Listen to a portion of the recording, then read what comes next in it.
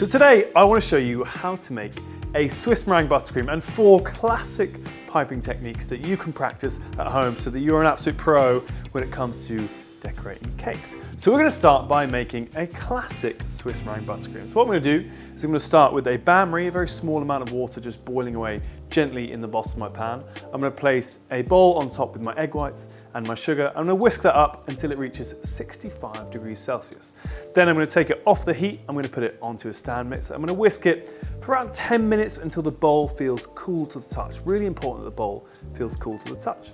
Then we add in our soft butter, just a piece at a time, and keep whisking until we have a smooth buttercream. You're going to add salt and vanilla to taste, and then it is ready. And it's that simple to make Swiss meringue buttercream. But because it is a Swiss meringue buttercream, a few things can go wrong, and I want to tell you about what could happen. Now, it can go soupy if you add in the butter when the meringue is too hot. So earlier I said you've got to make sure your meringue is cool. If you don't let it cool and you add that butter in, basically the butter melts. And to fix that, what you want to do is take your buttercream, put it in the fridge for 15 minutes, and then put it back on the stand mixer and whisk it up until it is smooth. And that should resolve that issue. Now, on the other hand, if your buttercream is too lumpy and the butter hasn't dissolved, that means you've added the butter in when the butter is too cold.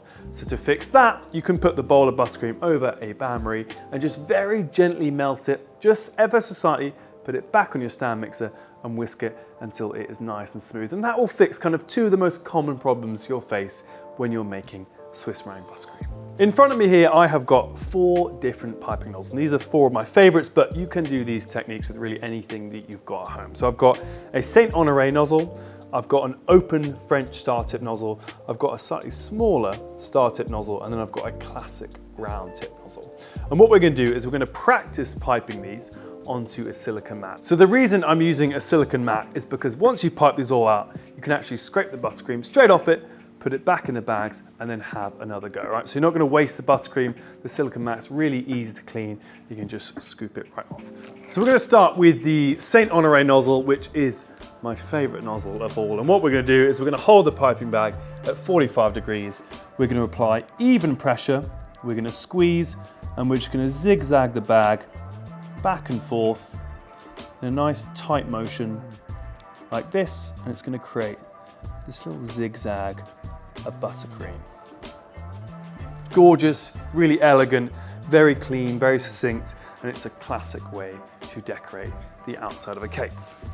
Next, we're going to go onto one of our large star tip nozzles here, and we're going to create a little bit of a flick. So what we're going to do is we're going to, again, apply even pressure, holding at about 45 degrees, squeeze to create this ball, stop, and then pull back. Right, so we're kind of dragging the buttercream. Don't worry about this little bit here. We're going to just fill this gap in. So we're going to squeeze, stop, pull back. Squeeze, stop, pull back. We're going to repeat that all the way down. And this creates almost a shell design. And again, this would go around the outside and the bottom of the cake. So if it's a little bit messy where you've been scraping the cake, just go pop, pop, pop, pop, pop, all around the outside. It will cover up any of those messes. Next, we're going to use the other star tip nozzle. So this is slightly smaller, and we're going to do like a crosshatch design. Start here, create a ball of the buttercream, and then pull it across. So we're going across almost at a 45-degree angle, and then we're going to start slightly below the other line and pull across. Squeeze, pull across, squeeze, pull across. And you do this kind of crosshatch style all the way down.